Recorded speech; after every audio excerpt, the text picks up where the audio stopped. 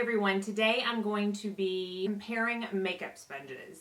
I'm going to be taking my beloved Beauty Blender and comparing it with the Ulta Makeup Blending Sponge Duo. Okay, it comes in a package like this, and it is a duo because it does come with two. One of them's out because it's the one I used today, but if you can oh, okay.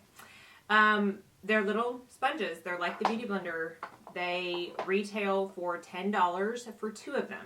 So each one is $5, which you cannot beat, especially if they're going to work comparable to a Beauty Blender. So if you are interested in knowing how this compares to my beloved Beauty Blender and how it applies my foundation and concealer, then just keep on. Okay, so we're going to see how these work. I have dampened them both. So this is the Ulta one that I have not used yet. And this is my normal pink Beauty Blender. I did just clean it, but it's got a few little stains on it. I have primed my face, and I have put my corrector on. That's why I'm looking a little crazy. So, what I'm going to do is I'm going to go straight into my foundation, and I'm going to do one side with the Ulta sponge and one side with the Beauty Blender sponge. I will say, right off the bat, this is much, much denser than this. So, we're going to see if that's a good thing or a bad thing. So today for foundation, I'm using my Giorgio Armani Lasting Silk, and it's a little light, so I'm going to add some liquid summer drops into it. Alright, so I'm going to start out with this side with my Beauty Blender. We all know what that looks like because we've seen me do it a ton. I'm going to zoom you in a little.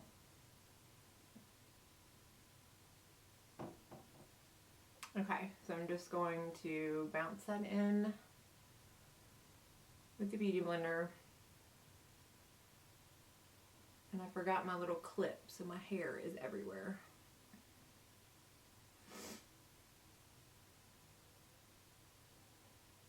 Okay, so as always, that went on perfect. I really don't have any complaints with the Beauty Blender. Y'all know it's like my very favorite way to put on foundation.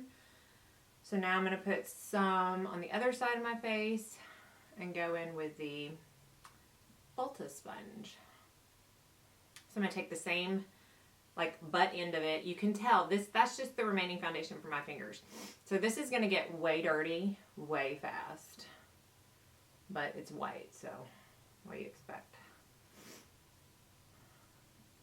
Alright, so it is denser, so it doesn't have as much give to it. So I can't really manipulate it as much. Meaning, I can't, look at how dirty that got. Oh my goodness. Meaning I can't squish it to get around these edges as good as I can my Beauty Blender. So that's one thing to keep in mind. So it's, like I said, it's not as soft. I think I may have put a little too much of the liquid summer drops. And I feel like, I don't know if you can see,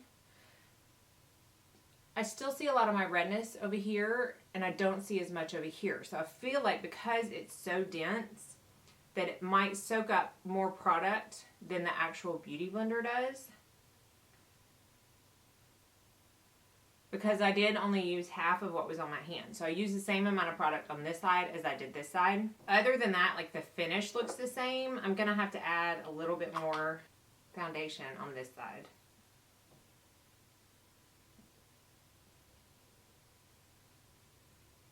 This feels a lot, and it's patchy.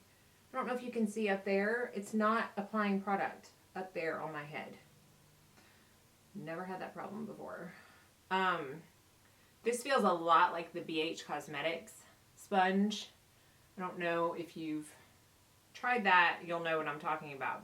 Alright, so that put a little bit more on. So I did have to use more product to cover the same as the Beauty Blender, and it is a little more dense. So right off the bat, those are the two big differences, and then that one small patch that I had trouble. It just isn't wanting to put any product there for some reason. I don't know the deal. So now I'm going to see how this end works for concealer, which I'm kind of worried.